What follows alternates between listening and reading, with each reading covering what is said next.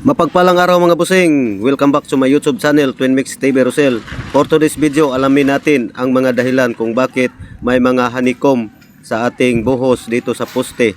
Yan ang ating aalamin mga busing at ating pag-usapan kung ano ang mga dahilan yan. Tara, let's go!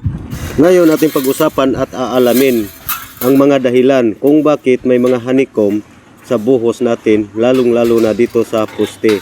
Unang-una, hindi yan natamaan sa ating vibrator. Kung makikita natin dyan, yung kabila, walang honeycomb. Makinis siya. Lalong-lalo na dito sa bandang ibabaw. Ayan, makinis siya dyan. Wala siyang honeycomb. Dahil, ang isang dahilan dyan, dyan lang pumukus yung vibrator natin. Hindi umaabot dito sa baba.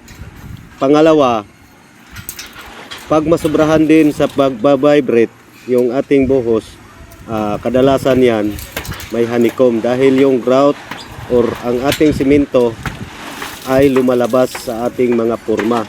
Kung makita natin dyan, kadalasan natin makita yung honeycomb dito sa kantuhan ng ating poste dahil dugtungan yan sa ating mga porma. Dyan dumadaan ang katas ng ating simento or grout pag masobrahan sa pagbabibrate.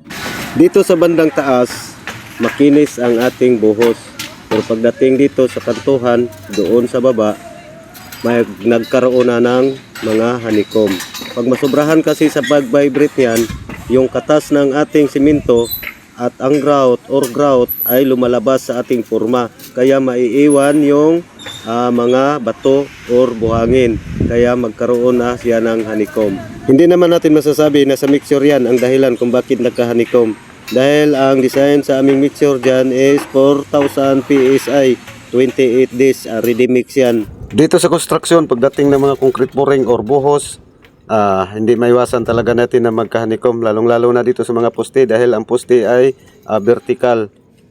Dyan sa poste na yan, dito sa bandang baba, ang may mga honeycomb. Dahil sabi ko nga, baka hindi naabot ng vibrator kaya nagka-honeycomb dito banda sa baba. Pero may solusyon tayo dyan. I-retouch agad pag may honeycomb. Yun ang solusyon. Pag may honeycomb, retouch agad para bumalik ganda ang ating poste at magiging matibay. Okay mga busing, yan ang mga dahilan kung bakit nag-honeycomb or nag-ampaw ang buhos sa poste dahil hindi naabot ng pag-vibrate or nasobrahan sa pag-vibrate. Pero ang mga honeycomb na yan may solusyon.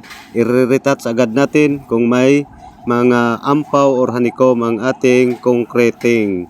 Yan lang mga busing, sana may natutunan. Thank you for watching at subscribe for more. Maraming salamat sa aking mga subscriber. Thank you, God bless, bye bye.